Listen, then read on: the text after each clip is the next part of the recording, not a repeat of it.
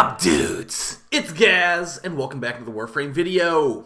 Today we're going over Hildryn Prime, who just recently got released. When a new Prime comes out, I usually make a how-to-play guide, so we'll be going over that today as well, how to play Hildryn with no Helminth. But yeah, all the builds we'll be showing today are going to be using Helminth because basically her fourth ability is kind of a yikes. So we'll be going over that. Also going over some weapon builds and stuff like that, how you can play Hildryn on the Steel Path, no problem at all. She definitely got some upgrades. That's pretty crazy looking helmet.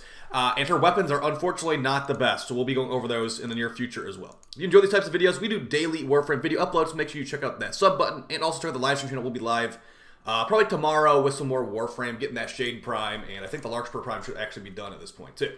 Alright, Hildryn Prime. Let's get into the stuff that matters first off. Comparing Hildryn Prime to Hildryn Normal, Hildryn Prime has 25 more shields, 25 more health, and 0.05 more sprint speed. So she'll be a little bit more tanky, and she'll be moving slightly faster. As far as the base helmet, we have a pretty crazy looking helmet here. I think a lot of people have been calling her like Bottle Opener Prime, and now you'll never unsee that. Her helmet's basically a gigantic bottle opener. But relatively cool. Also, fun little fact, her necklace thing is actually a Hildryn Prime special necklace. You can remove that necklace if you want to. That is base part of the frame when you actually unlock her. Alright, so let's start with the build and over the abilities as well. So as far as abilities, usually people helmet off her fourth ability for whatever ability you want to go for. Her fourth ability normally is going to lift you into the air and make it where you can CC enemies and give an increased drop chance for energy orbs or something like that. It's really not used very often for many reasons. But for the purpose of this video, I am going to switch to Hildryn Normal, as I really don't like her 4 at all, so I took it off on every build. So we're going to make a no fourth ability build for her, just to showcase abilities. So the biggest thing about Hildryn, and the thing a lot of people do know, is that instead of her having an energy bar, she drains from her shields. So we have 1,500 shields up there when she's level 30. I cast an ability, my shield bar gets drained. If I use an ability that drains energy over time, or technically shields over time, her third ability, Haven, as you can see, the energy bar, or the shield bar is slowly going down. That's going to be the big thing about Hildryn. Casting abilities, drain shield. Energy orbs will give you shield as well. Arcane Energize, though, that's not giving you shield. That's going to give your teammates energy, and that's basically it. So let's start going over these abilities. Her first ability is called Balefire Launcher. Basically, it's used as an exalted pistol. You can you push the ability, you pull out the Balefire Launcher, and then you can start firing a different type of gun. It has charge shots too. They have more damage, and I believe more AoE. But as you can see, top right corner, my shield's getting drained every shot I take.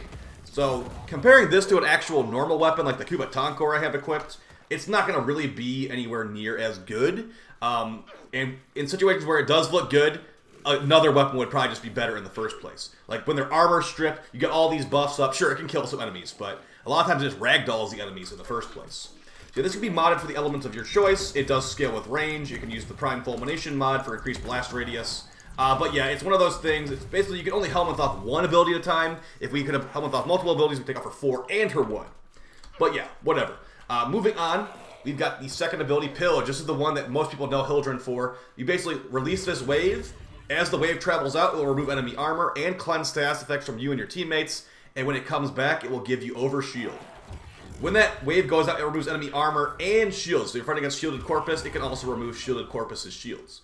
As you can see, we've casted a good couple times, and these guys mostly have armor. It's going to scale how much armor strip and shield strip you get with power strength. So at base, it's 25%. That means 4 casts to get a full armor and shield removal from all enemies. Another thing to remember, as I said, when the wave goes out, you will take enemies' health and shield. If these enemies are all fully armor stripped, I will no longer get any more shields from them because there's no armor to drain. All red health, all armor gone. No more shields for me from these enemies. I would need to kill these enemies and move on to the next group before I can restore my shields some more. So, definitely, most people will mod for a lot of power strength on Hildryn just to make it where you can fully remove all enemy armor and shields in one cast. And for basically every build today, that's going to be the idea as well. Hildryn's third ability is called Haven.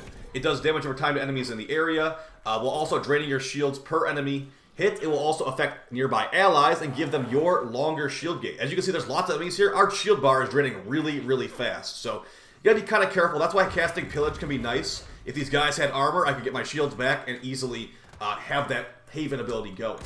So yeah, Hildryn's shield gating is longer than most frames, and that third ability, Haven, will give that longer shield gating to yourself, or rather to your teammates and to your companions as well. So pretty nice third ability there. That's like one of the other really good abilities by Hildryn is her 3 and her 2. Then we're going to go over the fourth ability, which, like I said, it's not really viewed as the best ability by most people. So we cast Aegis Storm, and as you can see, I'm pretty close to the ground. These enemies are getting CC'd. As I fly up, the radius of our CC becomes smaller, and I can push the crouch button to go down lower. The closer you are to the ground, the more like air you're moving, I suppose, and the further your CC will cover. Now remember, this is entirely unmodded, so you can definitely scale that to be a little bit further, more damage per second, things of that nature. And those enemies affected by that fourth ability, I believe, have an increased energy orb drop rate. So, useful in some very niche situations, but not overall used that much. So, that's going to be basically it for the base abilities. Now we can stop talking about the fourth ability. Let's go into a helmet setup. Now, all the builds in today's video are going to be using 2 Archon Strength, or rather 3 Archon Strength shards. If you have Tau Crimson shards, you can do 2 of them. The big thing you need here is you need 30% power strength from Archon shards for most of these builds. If you watch my Gyre video about pillage on Gyre, we're trying to get exactly 328% power strength, which will give us 82% armor and shield removal. We combine that with the 18% of corrosive projection. 82 plus 18 is 100% armor removal. Enemies having shields doesn't usually matter, so we're not going to really worry about 8% shields in most situations. So, the basis of this build right here can do pretty much anything on a Hildryn sub. You can use lots of different helmets. We have different helmets here today. We've got Sentient Wrath on the first one. It's going to be an AoE, CC, and damage nuke. 3,200 damage. This can kill low-level enemies. Additionally, we've got Elemental Ward.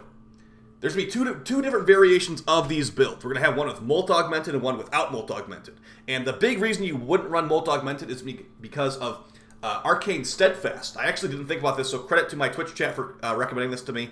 On ability cast, 20% chance the next 3 abilities will not cost energy. As we said earlier, Hildryn does not have energy, but it still works. It just doesn't take shields instead. So this will allow you to have a very chunky shield bar and not really drain it that much. It will let you spam abilities like no tomorrow, and will let you have low duration, no problem. So we've got the high range ward build. The reason we run Molt Augmented on the high range one is because Overextended gives you minus 60% power strength, and Molt Augmented, the Arcane, when fully stacked up, gives you 6% power strength back after 250 kills. So we entirely offset the Overextended and still have our 328% power strength for full armor removal from one cast of Pillage. So we'll go over each of these helmets after I just breeze through the builds. Now, Thermal Sunder, this one here, this is more meant for lower levels. If you wanted to, you could put on Archon Vitality, giving you a secondary heat proc from each status effect that you release. Additionally, Blazing Pillage Augment Mod for Hildryn is going to give you a heat proc when enemies are affected by her 3 and you cast her 2 on them. But yeah, Thermal Sunder is good for low-level nuking. She has a lot of energy technically with her shield bar, so with Arcane Steadfast, you can spam this at low levels. Again, Archon Vitality, give you a second heat proc. Sure, try it out. We've got Nourish Test. Now this Nourish video, or rather this Nourish build is going to be tested more for a future video, but it's experimental. I'm pretty much just going to be going for Arcane Avenger for her Balefire launcher to make it hopefully do more damage, but as of right now this is still under experimentation. And Zata's Whisper. I was trying to use Zata's Whisper to make her pistol stronger, but honestly just use the felarx. If you want to use an exalted pistol frame, my recommendation to you is go to the felarx. And not only is the felarx good against Eximus Overguard with the shotgun mode, but the secondary mode of it is going to be basically a sniper pistol with high damage. These are the Incarnons I have: projectile speed, holstered while reloaded, status chance, and then big damage on non-crits. We don't mod it for crit, we don't run Avenger or anything like that. And basically, since Hildryn's Balefire launcher is not the best, we are making our own exalted pistol. So, Kaz.Da's Whisper, of course it does a ton of damage already. Get some headshots to stack up your Incarnon, and there you go. Now, the only problem with Zata's Whisper is it covers you in infested goo. It makes you look really, really bad. So, now we have a sniper exalted pistol, and as you can see, it can hit from really far away. I'd say just use this. Use the felarx Incarnon mode over the Balefire launcher. It's not AoE, but it has infinite body punch through, so kind of view it like the Archiplasmor. Much better range, much better damage, doesn't drain your shields per hit, and it actually looks pretty cool, so Go pick up the felarx if you want to. Alright, so now that we've shown every helmet we've got in the video today, Xata's Whisper, Thermal Sunder, Nourish, Elemental Ward, and Sentient Wrath, let's review some of the information about some of these. So as far as Sentient Wrath, the reason I'm using this one is because, well, of course, we got Blazing Pillage. So we're doing full armor removal with our Pillage cast.